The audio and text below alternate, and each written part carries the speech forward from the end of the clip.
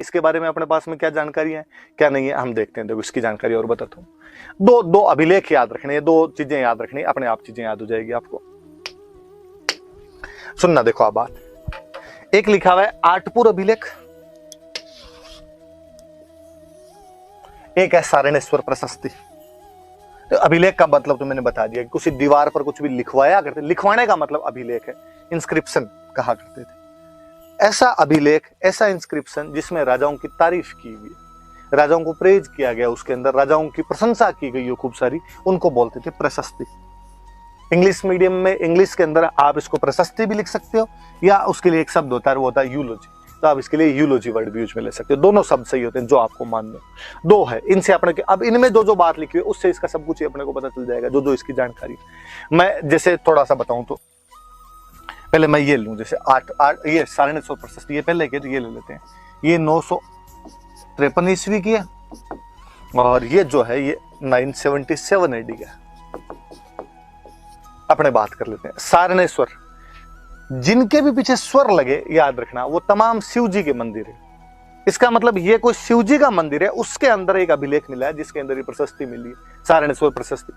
तो ये शिव जी के मंदिर से मिली, उदयपुर के पास में एक शिव जी का मंदिर है, सारणेश्वर महादेव का मंदिर, और वहां से प्रशस्ति मिली। लेकिन जब वो प्रशस्ति पढ़ी किसी ने तब कहा कि यार ये यहाँ की नहीं है, इस मंदिर की नहीं, इसमें बात तो कोई दूसरी। तो कहा ये तो किसी वराह मंदिर की प्रशस्ति, कोई वराह मंदिर बना था और उसकी प्रशस्ति है।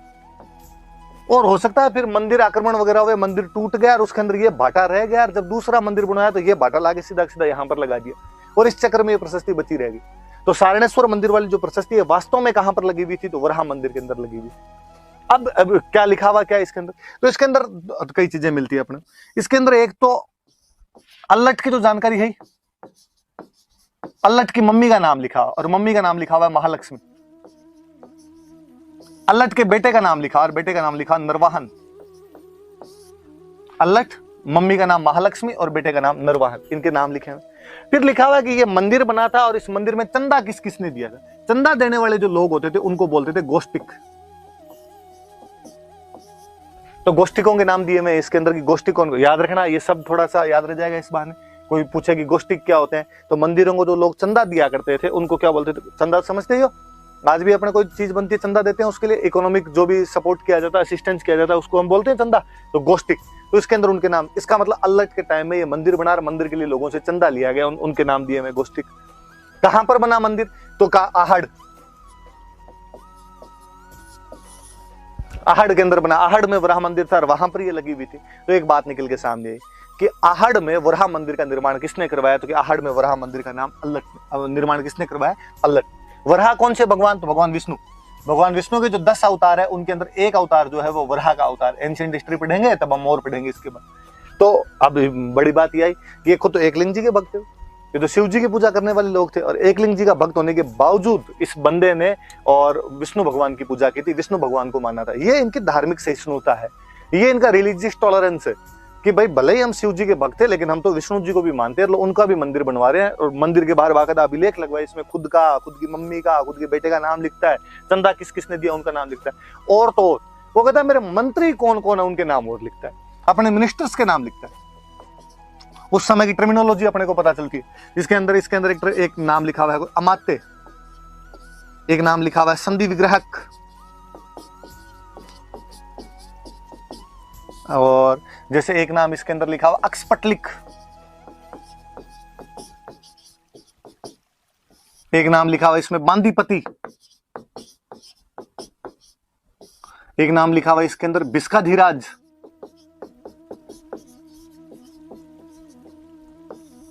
मंत्रियों की ये पोस्ट है, पोस्ट और नाम दोनों। जैसे अमात्य, तो जो प्रधानमंत्री टाइप का प्रमुख मंत्री जो हुआ करता था उसको उस टाइम अमात्य बोलते थे।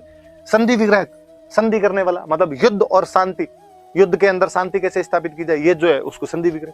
अक्सपटलिक, खर्चा कितना हुआ, इनकम कितनी हुई, इनकी जो जानकार रखता था उसको अक्सपटलिक। बांदीपति, भाट जो लिखने का, प्रशस्तियां लिखने का काम करते थे उनका। बिस्काधीराज, भेषज, भेषज का मतलब होता है दवाई, दवाइयों का अधिराज, मतलब डॉक्टर साहब।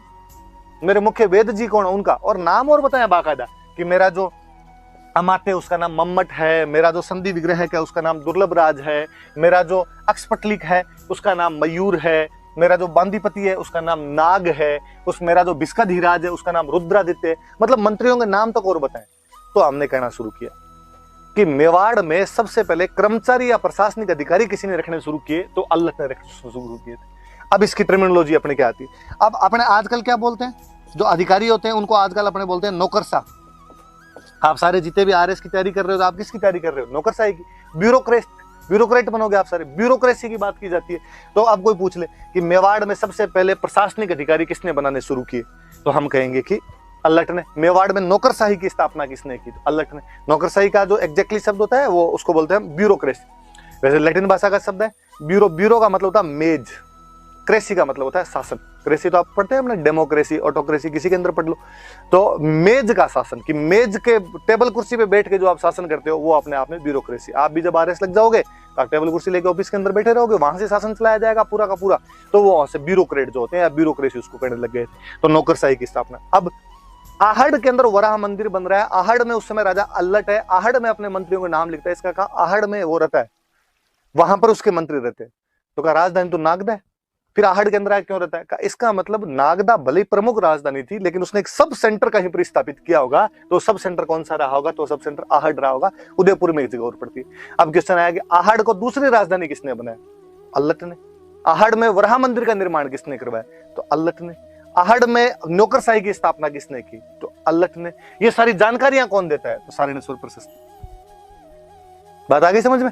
तो ये सारण्येश्वर प्रशस्ति में खूब सारी अपने को जानकारियां मिल जाती है। इन जानकारियों से ये सारी चीजें पता चल जाती है कि पहली राजधानी नागदा थी, बापा रावल स्थापित करता है, या बापा रावल के टाइम में वो राजधानी मिलती है अपने को। दूसरी राजधानी अपने को आहड़ मिलती है। वराह मंदिर मिलता है, विष्णु का मंदिर है, और फिर यहाँ पे अपने को नौकरशाही की स्थापना यहाँ पर दिखाई देती है। एक तो ये सारण्येश्वर प्रशस्ति वाला ध्यान रखना, 953 का अभिलेख है। और एक अभिलेख हो रहा आठपुर, ये थोड़ा बाद का है। अब मैंने बताया था कि ये जो अभिलेख है ये 977 का है। ये कोई एक और राजा हुआ, इसके बाद में कोई एक राजा हुआ शक्ति कुमार। गोहिल राजा है और शक्ति कुमार का अभिलेख, और इसके अंदर तो जो गोहिल से लेकर शक्ति कुमार तक जितने राजा हुए उन सब के नाम मिलते हैं, उन सब के बारे में वर्णन है। जब सबके बारे में वर्णन है गोहिल से लेकर शक्ति कुमार तक, तो अल्लट का वर्णन भी मिलेगा। और अल्लट वाले वर्णन के अंदर उसने 2-3 बातें लिख रही। उसने कहा अल्लट की मम्मी महालक्ष्मी है, अभी बताया मैंने, उसमें भी नाम है। पर इसके अंदर लिखा हुआ कि वो राष्ट्रकूट है, मतलब मम्मी का वंश तक पता है। और हम आगे पढ़ेंगे कि राष्ट्रकूटों को अपने राजस्थान में राठौड़ कहा गया था। इसके अंदर लिखा हुआ है कि उसकी जो वाइफ है, अल्लट की जो रानी है, उसका नाम है हरिया देवी। और इसमें लिखा हुआ हूण राजकुमारी।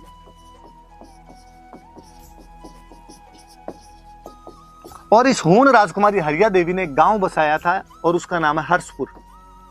ये इस आठपुर वाले अभिलेख के अंदर बात है कि मम्मी का नाम महालक्ष्मी। ये तो सारण्येश्वर प्रशस्ति में भी नाम तो, लेकिन उसका वंश राष्ट्रकूट है, इसके अंदर मिलता है। राष्ट्रकूटों को अब हम राठौड़ कहते हैं, हम आगे पढ़ेंगे इनके बारे में। और एक हूण राजकुमारी हरिया देवी से उसने शादी की। ये बड़ी जोरदार सी बात है, क्योंकि अपनी हिस्ट्री ये कहती है कि हूण हमारे इंडियन नहीं थे। हूण मध्य एशिया से आई हुई एक जनजाति थी, और यहाँ पर आगे लड़े झगड़े कालांतर में बस बुस आ गए। क्षत्रियों ने उन्हें अपने आप के अंदर शामिल कर लिया था।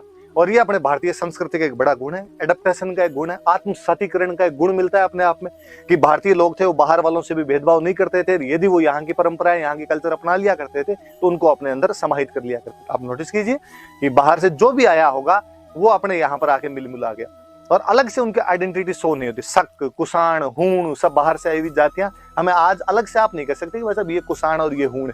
तो और आत्मसात कितना, एडेप्टेशन कितना, कि एक बाहर से आई हुई जाति की राजकुमारी से यहाँ का राजा शादी कर लेता है। तो अल्लट हूण राजकुमारी से शादी कर लेता है। कुल मिला के अपने राजस्थान की प्रथम विदेशी बहू को लेके आया था, तो अल्लट लेके आया होगा, और उनका नाम क्या था? हरिया देवी नाम था। और हरिया देवी ने कौन सा गांव बसाया था? तो हर्षपुर नाम का गांव बसाया था। तो अल्लट के बारे में 4-5 बातें हुई कि अल्लट ने दूसरी राजधानी कहाँ बनाई? आहड़। मंदिर किसका बनवाया? वराह का मंदिर। वराह कौन होते हैं? तो विष्णु भगवान। वहां से क्या शुरू किया? नौकरशाही। नौकरशाही मतलब प्रशासनिक अधिकारी। प्रशासनिक अधिकारी मतलब आपके ब्यूरोक्रेट जो होते हैं, उनके मैंने नाम बताए बाकायदा सारण्येश्वर वाली प्रशस्ति के अंदर लिखे हुए। और इससे पता चलता है कि जब वहां मंत्री रहते हैं, वहां पर इतना बड़ा मंदिर है, मंदिर में उसकी मम्मी का नाम लिखा, उसके बेटे का नाम लिखा, चंदा देने वालों के नाम लिखे हुए, इसका मतलब वो उसका एक बड़ा सेंटर है। वैसे जैसे कि हाईकोर्ट जोधपुर में और उसकी एक ब्रांच जयपुर में। तो राजधानी नागदा थी, पर उसकी एक ब्रांच वहां पर कहाँ खोल दी? आहड़ के। इससे देखो ये भी पता चलता है, इसका मतलब है कि मान लो पहले राज्य रहा होगा छोटा और राजधानी बीच में होती हुई राजधानी नागदा थी। अब राज्य बढ़ के हो गया बड़ा, राज्य बढ़ा गया, यहाँ से यहाँ पे कंट्रोल नहीं हो सकता, तो कहाँ बीच में एक यहाँ और बिठा, तो किसी एक भाई को यहाँ बिठा दिया कि तू यार उधर वाला ध्यान रख ले। और आठपुर वाले अभिलेख के अंदर ये जानकारी है कि उसकी मम्मी महालक्ष्मी राष्ट्रकूट वंश की है, उसकी रानी जो हरिया देवी है वो हूण राजकुमार, तो याद रखना कि हूण राजकुमारी से शादी किसने की, हूण राजकुमारी से शादी अल्लट ने की थी। उसने गाँव कौन सा बसाया, हर्षपुर नाम का गाँव बसाया। चलिए आगे बढ़ते हैं अपने।